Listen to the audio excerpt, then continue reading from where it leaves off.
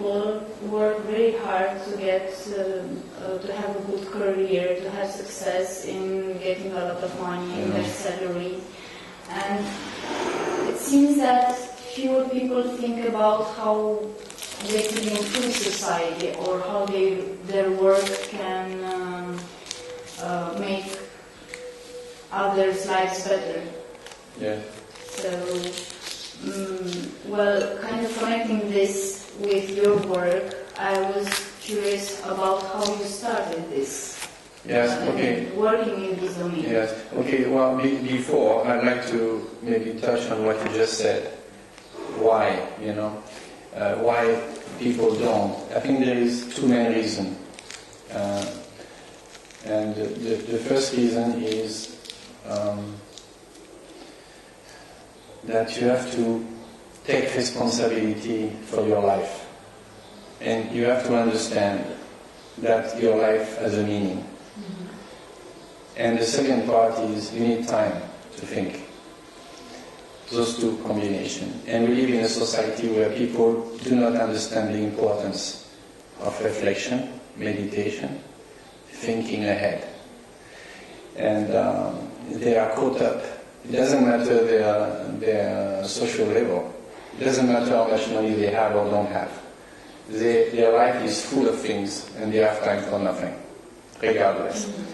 So that's number one. And number two, like I said, is to take responsibility and realizing that what you have has been given to you somehow, and it should be used not just to benefit yourself, but to benefit others. And in other words, why would someone want to do good? Why? And this is see, there is many answers. But sometimes it's good to know how to ask the right question. Why would someone want to do good? Well, it depends on the individual's state of mind and how he thinks about life. Well, I think that the question would be, why not do good?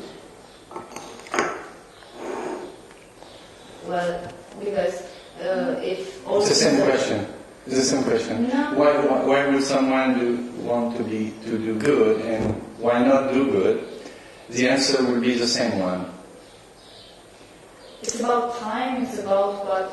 It's about perspective. Perspective. It's about perspective. I think to me, it's about perspective, because it all depends how you look at your life, how you look at life. The meaning of your life, why you do the things you do. If I say to you, let's meet at noon tomorrow at Arc de Triomphe, the first thing you will tell me is why. Because you want to know why I want to meet you there, because it's going to take your time and arrange your schedule. You want to know why. Many people do things every day, they don't ask why. They just do them. And this is a key point, to understand what is the meaning of your life. And I think for me, my life took a very different turn when I understood why I am here, why I exist. So, would you like to share with us why? Yeah. What is the meaning of life? Well, I can't talk about generality, but I can talk for myself. I am obviously from France. Not a very strong accent.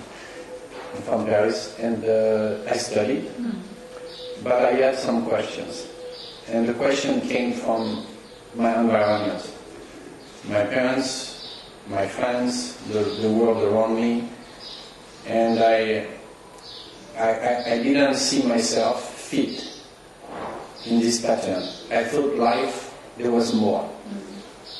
But I was a very ambitious young man, and without much concern for others. Just, my main concern was myself. But I had those questions. And to be able to answer those questions. In my case, I felt the need. One thing you have to understand is the background of my youth,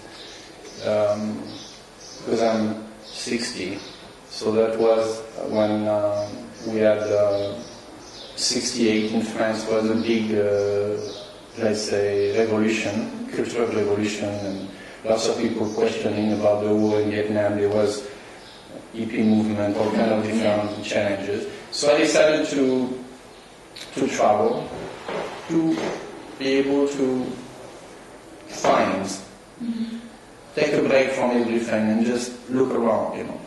And during this travel, I kept thinking, and I had the opportunity to have a spiritual experience that changed my life. I'm not very much a religious person. In other words, I was raised as an atheist, never been to church in my life, as far as I can in church, because my parents were very strong communists, which has nothing to do with what happened in Romania. I understand Romania was very difficult under the previous government because of the control and the security. But in France, people don't see that side of things. They only see the other side, the thing that's shining. So I was coming from a very strong communist background, very atheist. And we have this saying in France that quand on meurt, c'est le néant. They have this word, le néant, means nothingness. After life, it's finished. You come from the ground, there's nothing. That's what I believed, because why not? You know, this is what I was taught. But like I said, I was asking myself some questions. And when I had this spiritual experience, it changed my whole life. It turned things around, you know. And I felt like I was seeing things in a very different light. I was seeing people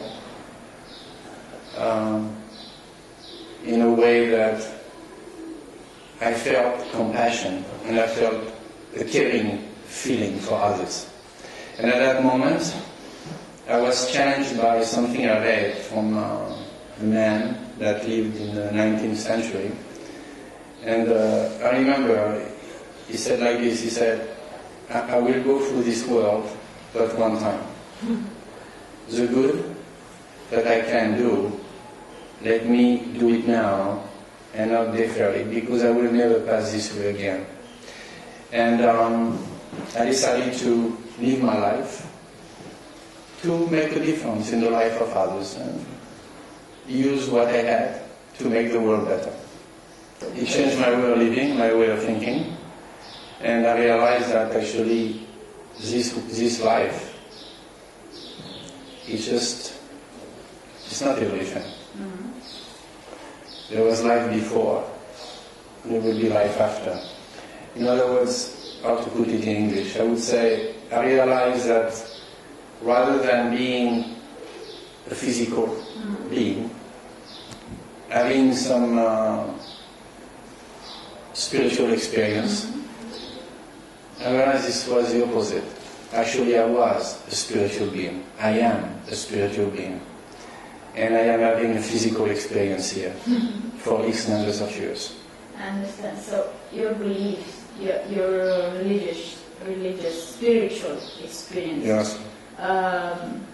Is it close to one religion in special, in particular? I mean, is it Christianity or other? See, I like to stay away from words that can be misinterpreted. Because sometimes we have some idea of what God is like, of what religion is like. I don't think Jesus came here to create a new religion. I think he came and lived to show us what God is like. In his generosity, in his kindness, in his compassion. That's what God is like. In his mercy, caring for others, forgiveness. That's what God is like. And this is what I felt like I want to pattern my life after, regardless of the place of birth, the etiquette or anything.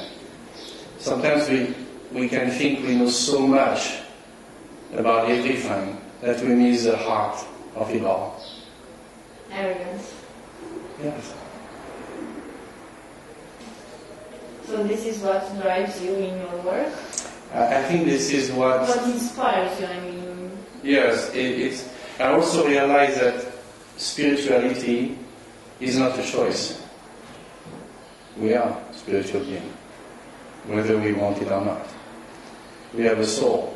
And for many people, they separate their belief from their life. But actually, it's just one thing. What you believe influences your life. Exactly. It's what drives you in your existence. Yes. It's what causes you to care, to want to do good. Not because it says you should, otherwise this will happen.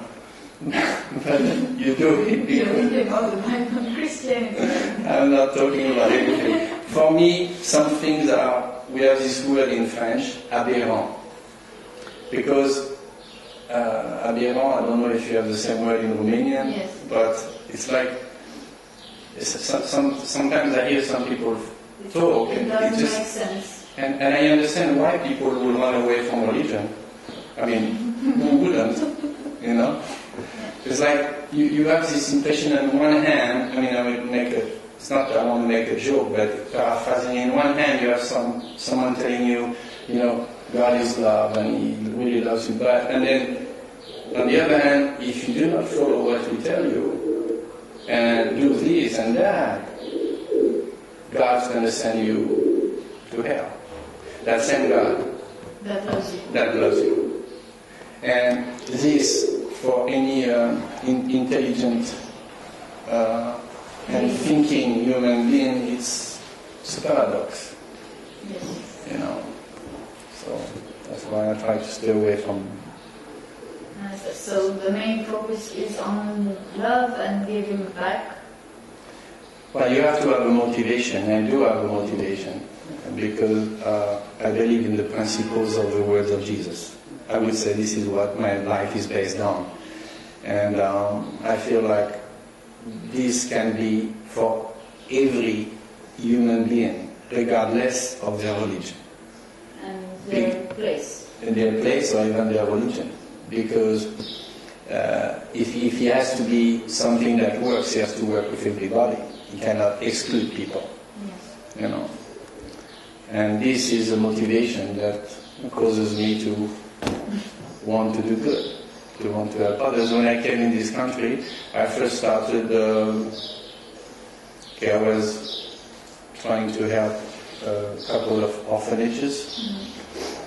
Is this about your work with Studii or something else? Later on, in the more recent years, 4 or 5 years ago, we started the projects to help children that have a weakness with strabismus. So we made collaboration with specialists. Of course, we have one of the best eye surgeons for children, strabismus in Romania. We have a collaboration with them. Then we also had to make a collaboration with a serious clinic, because when you talk about eye surgery, you want to make sure there is no problem. And we found someone that, let's say, had a caring heart to be able, in that issue, to collaborate with us to make it possible. So they're working pro bono with you? Partly, yes. And partly, and in some cases, we get discount. I understand. So there is still lots of finances, but it's a project that people can support and donate to.